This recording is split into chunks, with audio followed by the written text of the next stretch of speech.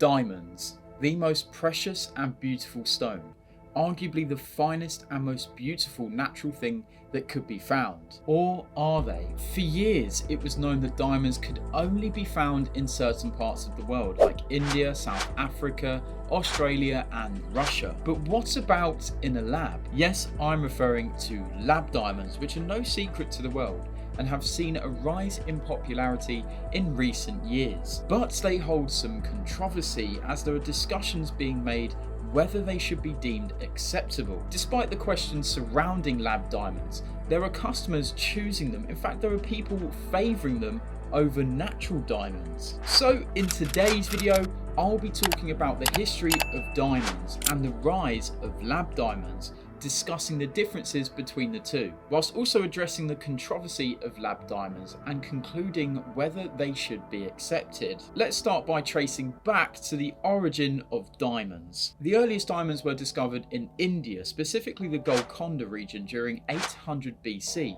which is over 2,000 years ago. To begin with, diamonds were used for tools due to their physical properties, but over time they became a sign of wealth and status once the stones had reached the hands of those in Europe and USA, recognised more for their beautiful aesthetics and rarity. And it wasn't until the 14th century that carving techniques had been developed, meaning diamonds could be cut into different shapes and sizes, increasing their popularity further. Eventually, there was a shift in trade and production as diamonds were being discovered in other parts of the world. For example, in 1866, a 15-year-old boy named Erasmus Jacobs found South Africa's first ever diamond, the Eureka. The diamond company De Beers bought the Eureka, but the diamond returned back to South Africa, displayed in the Kimberley Mine Museum. Naturally, people realised diamonds were in other parts of the world, so this led to the formation of mines. Now when we look at where diamonds can be located, there are much more places, which I mentioned in the introduction of this video. Despite more locations, they are still incredibly rare and difficult to find, which is one of the many reasons as to why they are an extremely sought after stone. And we can add another location in for sure. That is in a lab, but I will get into that shortly. So we understand where diamonds can be found, but how are they actually formed? Natural diamonds are created from carbon, deep within the Earth's mantle where there is extreme pressure and heat. Carbon atoms then bond together under this immense pressure and heat to form a diamond. This process sounds extremely simple, but it can take over 1 billion years. Taking these factors into account, it is easy to understand as to why it is so difficult to find diamonds and why they're highly sought after. Instead, there is an easier process in creating diamonds, and that is in a lab. Simply, these are called lab diamonds, and that brings us into our first difference between natural and lab gemstones. Even though they have soared in popularity in recent years, they were first produced in the 1950s by an American company called General Electric, also known as GE, who are known to innovate new technological and industrial methods for electricity and energy. In 1954, GE scientists Howard Tracy Hall and Herbert Strong successfully created diamonds using the high pressure, high temperature method, also abbreviated as the HPHT method. This involves a diamond seed being placed into a specialized press at an extremely high temperature. This intense pressure and heat melts the carbon source, crystallizing around the diamond seed, forming into a larger diamond. There is a second method called the chemical vapor deposition method, also known as CVD, which was developed at a later time. The CVD method involves a diamond seed being placed into a vacuum chamber that is filled with carbon-rich gas. Similar to the HPHT method, the chamber reaches a high temperature, causing gas molecules to break down and carbon atoms to form around the diamond seed, resulting in a larger diamond. Like natural diamonds, lab diamonds were created for industrial purposes, which makes sense as to why GE created them. This was because they were very small and imperfect. So A, they were ideal for industrial use, and B, they were not fit for jewelry purposes because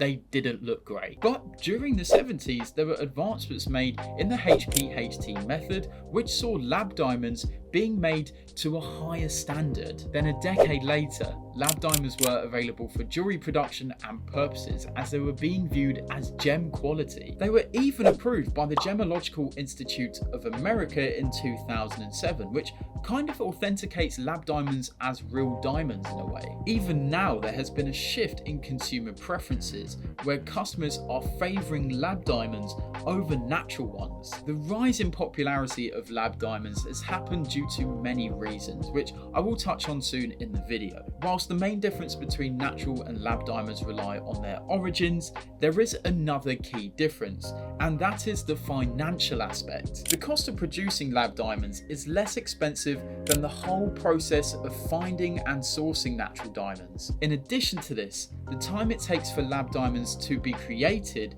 is quicker than both the natural diamond formation and the mining processes to find and discover natural diamonds. Lab diamonds can actually take 2 weeks to create in a controlled environment, compared to natural diamonds that take over 1 billion years to form. And there are no mining processes needed for lab diamonds, as they're created in a lab and all it takes is a small diamond seed. Therefore, less resources are needed and it is way more efficient to create a lab diamond. So lab diamonds take the cost-effective point on this one. Similar to the cost of making diamonds, the cost for consumers wanting to buy a diamond will be heavily impacted on whether it is a natural or lab stone. Natural diamonds are way more expensive than lab diamonds due to their origin, supply and production costs. Where there is a low supply of natural diamonds and a lengthy creation process, they come at a higher price for customers, which, as we know, is the complete opposite to lab diamonds, which are man-made and can be supplied much easier. And of course, that affects the resale value of any type of jewelry with lab diamonds set into it. That could be a watch, ring, chain, any type of jewelry with lab diamonds set into it will not have a better resale value than a type of jewelry with natural diamonds set into it. So, origin and costs are the main differences, but are there any similarities? As I have included 2 key differences, I am including 2 key similarities. As both types of diamonds are composed of pure carbon, they're going to have identical physical properties. And lastly, both types of diamonds are graded in the same way, using the 4 C's of colour, cut, clarity and carat weight. It's quite interesting, as this is another example of lab diamonds being treated in the same way as a real, authentic and natural diamond. Let's break down the grading criteria into more detail. The colour of a diamond is graded from letter D all the way down to Z, D being completely colourless, Z meaning the diamond is yellow. The cut of a diamond refers to the diamond's facet's response to light hitting the diamond. And when light hits a diamond, its brilliance, fire and scintillation will be impacted. Then there is clarity.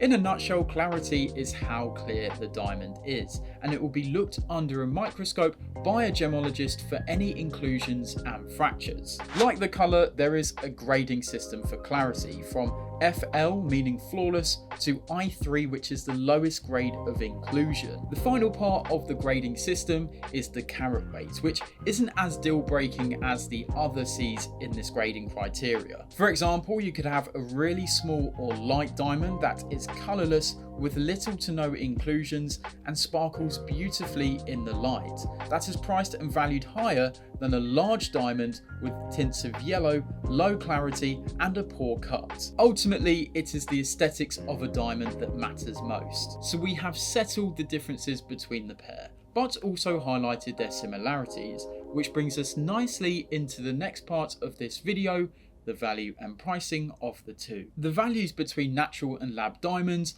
are pretty much determined because of their differences. Of course, the grading criteria is used for both types of diamonds, but individually. Think of it as a separate grading, so the 4 C's apply to natural diamonds and then the 4 C's apply to lab diamonds. Because of the origin, cost and supply of natural diamonds, they are priced way higher than lab diamonds. In fact, the price difference between the two is around 60 to 85%. For instance, A 1-carat natural diamond with an excellent cut, great clarity and amazing colour could be priced at £6,000, whilst the same specification of lab diamond would be around 1.5 to 2 grand. Now that is only 1 carat. As the carat weight goes up, the gap between the price widens. But has that stopped people from buying lab diamonds? To put it simply, no. It has actually done the opposite. But why has this happened? Let's start with the environmental and ethical concerns over natural diamonds. Diamond mining has bad impacts on the environment, as in most cases, deforestation, destruction of habitat, or water pollution has to take place for mines to be formed. Whereas lab diamonds are more sustainable and positive for the environment, produced in a controlled environment, needing less resources and removing the destruction of nature. The ethical concerns comes from the idea of blood diamonds, which are diamonds that are mined and sold to improve military arms. Another reason why lab diamonds have risen in popularity is because of consumer preferences, which kind of links to the environmental and ethical concerns. A large consumer of lab diamonds are young people, specifically millennials and Gen Z. Nowadays, the majority of young people are starting to care more about the environmental and ethical factors when buying a product, even taking into account what a company stands for and the ideologies they're linked to. And this impacts the luxury goods sector. There is even a label for this, and it is called sustainable luxury. This has become a growing trend where consumers of luxury goods are buying products that align with their own values. Thirdly, lab diamonds are way more cost effective, which is something that I've already touched on in this video, so I won't spend too much time on it. Since the whole world is experiencing inflation, people are trying their best to save as much money as possible. So when you can get a man-made diamond that looks extremely identical and equally as beautiful as a natural diamond at a much lower price, is very beneficial. This intertwines with the next reason of the technological advancements made in creating lab diamonds. Due to enhanced technology, the methods of creating lab diamonds have thoroughly improved, meaning you can get a lab diamond that looks extremely identical and is as equally beautiful as a natural diamond. Even certified jewelers would struggle to identify which diamond is which to the naked eye. They would have to look under a microscope. Not only have technological advancements improved the aesthetics of lab diamonds, but also increased production numbers. Lab diamonds can now be produced at a much higher rate, meaning they are more accessible and available to the wider population. The final reason comes down to social media and celebrity influence. The role of social media has played a massive impact on trends for years. So when you see your favorite social media influencer or content creator make a sponsored post about lab diamonds, then the post is bound to increase the demand of lab diamonds, meaning people will not think twice about wearing them. Whilst we understand that there is a rise in popularity, does that mean all is good with lab diamonds? Like natural diamonds, lab diamonds have environmental and ethical concerns of their own. When the HPHT and CVD methods take place, there is a high amount of energy consumption involved, which can lead to carbon emissions which are extremely bad for the environment. In addition to this, it can result in carbon footprint, meaning there are high volumes of greenhouse gases being released into the atmosphere. There are also ethical considerations to be made for the miners themselves, who may lose their jobs over scientists and gemologists who can create man-made diamonds in a lab. Secondly is the lack of investment and resale value in lab diamonds. As established, the supply of lab diamonds is high. They are not rare at all, unlike natural diamonds, and this plays a huge part in the value and price of a stone. It plays a huge part in the value and price of any product. And due to this high supply, with a relatively medium to low demand, the value of lab diamonds are subject to depreciation, especially due to the potential for lab diamonds to increase in production numbers further in the near future. So there is very little resale value in lab diamonds. The final aspect of the controversy behind lab diamonds comes from the side of true gemologists who are against lab diamonds due to the lacking historical significance and emotional factor. Many will consider the historical significance and beautiful process behind the formation of natural diamonds, which of course lab diamonds do not possess. The idea of something that takes over billions of years to form and years to discover as being replaced by a laboratory man-made item is offensive and wrong. But the emotion of gaining a lab diamond is nowhere near the same as obtaining a natural one. This battle between natural and lab diamonds is only really the start, as I think it will sprout more in years to come when we see lab diamonds being supplied at a much higher rate. Whilst lab diamonds are made to be the exact same as natural diamonds, there is nothing that will come close to the real and authentic thing. If I relate back to the horological world, the topic of our last video where I spoke about off-catalogue Rolex models and how customization is the solution is very similar to the argument between natural and lab diamonds. Do you want the real and authentic piece, or do you want an alternative version which is real to some extent and still looks beautiful? But even still, we use natural stones for our customizations. So whilst our custom pieces are not using factory set diamonds or gemstones, they are natural, not lab. So will lab diamonds be the future of gemology, or are they just an easy fix for those who are unable to obtain the real thing?